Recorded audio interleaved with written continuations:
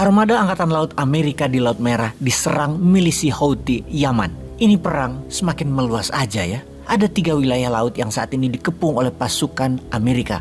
Laut Mediterania dengan 2 kapal induknya yaitu USS Gerald Ford dan USS Dwight Eisenhower. Kemudian di Laut Merah menuju Suez Canal dan di Selat Hormuz. Musuh Amerika Iran yang sekarang tentunya ditambah Qatar karena Qatar menjadi head operationnya Hamas dijaga di Selat Hormuz. Agaknya wilayah Asia Barat memang sedang memanas di mana Amerika turun langsung ke lokasi tersebut karena wilayah ini merupakan penghasil 65% minyak dunia di mana Amerika adalah pengendali harga dan distribusinya. Kemarin Amerika mulai menunjukkan taringnya ketika roket Houthi menarget angkatan laut Amerika tersebut. Para milisi Houthi menyerang dengan roket dan drone Shahed tentunya buatan Iran. USS Carney adalah kapal laut jenis destroyer yang diserang ketika kapal tersebut bergerak menuju terusan Suez karena armadanya akan menuju Israel. Diserang 3 drone yang berhasil diintersep di udara dan diserang 4 roket juga berhasil diblok di udara. Walaupun berhasil diblok, namun bagi Amerika ini adalah battleground baru,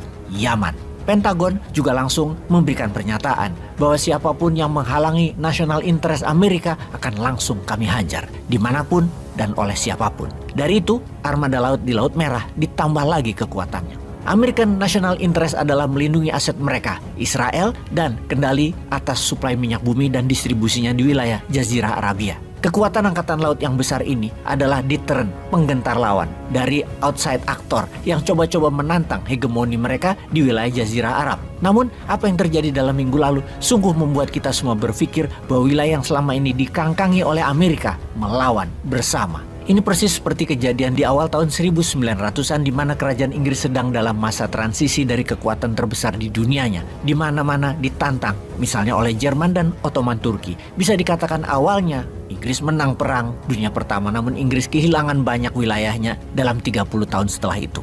Apakah hal ini akan terulang lagi? Di mana di tahun-tahun sekarang ini seluruh dunia bergerak melawan Amerika dan akan menjadi perang dunia ketiga. Seperti Bosman telah ingatkan sejak tahun 2017 hingga judul video narasinya selalu mengatakan World at War atau dunia dalam keadaan perang. Iya, nggak tahu juga sih.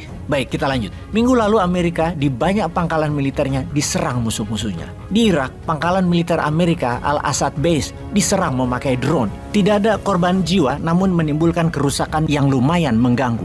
Di hari yang sama, 2 drone menyerang pangkalan militer Amerika di Bashur Air Base, juga di Irak, namun berhasil diintersep di udara. Esokan harinya pangkalan militer Amerika di Suriah, di Al-Tanz Garrison, diserang 2 drone. Serangan ini berhasil digagalkan di udara. Kemudian di hari yang sama, di Al-Basad Base juga diserang lagi, juga berhasil digagalkan. Semua serangan ini membuat Amerika dalam keadaan high alert dimanapun di wilayah Asia Barat, baik di pangkalan militernya maupun di wilayah strategis milik Amerika. Karena keesokan harinya pun serangan drone, multiple attack terus terjadi. Bahkan bukan hanya drone, namun roket menyerang beberapa pangkalan Amerika di Baghdad dan Suriah. Lalu siapa di belakang mereka? Kemungkinan besar adalah proksinya Iran. Milisi proksi Iran itu bermain di dangerous game karena ada 2.500 tentara elit Amerika di Irak, ada 900 di Suriah. Memang serangan kemarin belum berdampak, namun kalau sampai merusak, Amerika pasti akan membalas seperti halnya Israel melakukan serangan terhadap Hamas yang menghajar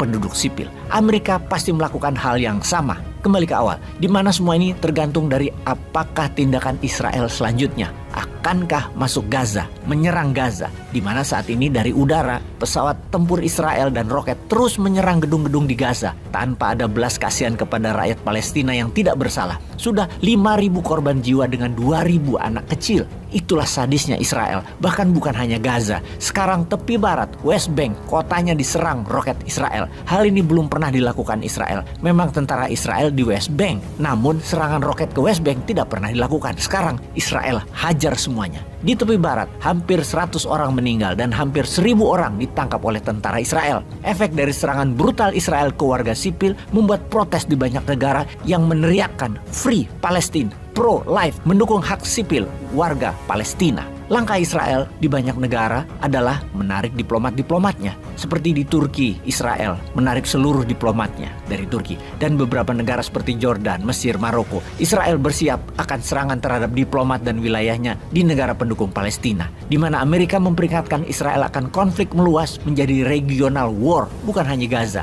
namun bisa ke seluruh Jazirah Arabia. Mengapa akan meluas? Pertama, adanya footage video yang Israel beritakan akan serangan di perbatasan Israel dan Lebanon yang terus meningkat. Setiap hari ada serangan dari dua belah pihak di mana penduduk Israel di wilayah utara Israel tersebut sejumlah 20 ribuan orang sudah mulai diungsikan sejak minggu lalu dari kota Kiryat Shimona, sebuah kota di distrik utara Israel di lereng lembah Hula dekat perbatasan Lebanon. Di lokasi tersebut sekarang ratusan tank alat berat artileri Israel sudah menjaga perbatasan dengan Lebanon untuk menangkal serangan dari Lebanon. Wilayah yang berupa lembah sepanjang 2 km adalah wilayah yang sangat dimungkinkan diserang Hizbullah untuk masuk ke Israel. Serangan Hizbullah dari Lebanon meningkat semenjak pembunuhan massal oleh Israel atas rumah sakit di Gaza. Sementara di sisi Israel, Menteri Pertahanan Israel dan Perdana Menteri Israel dalam kunjungannya ke pasukan Israel di garis depan di Gaza menyatakan berkali-kali, "Get ready for ground attack to Gaza." Di sisi internasional, Lavrov, Menteri Luar Negeri Rusia, mengatakan bahwa Amerika telah memveto semua usulan tentang perdamaian di Israel dan membela Israel anti pada bantuan kemanusiaan untuk masuk ke Gaza. Amerika melindungi Israel di PBB, yang artinya Israel dan Amerika melawan dunia, terutama dunia Islam dan juga melawan dunia kemanusiaan. Sementara Indonesia, negara terbesar muslimnya, kontribusinya hanya menghimbau, tidak ada action apa-apa. Yang action hanyalah ubah MK, saling serang sesama anak bangsa, semuanya demi jabatan. Hilang ya rasa kemanusiaan, hilang ya rasa perdamaian. Begini kok mau menjabat terus sih? Peace.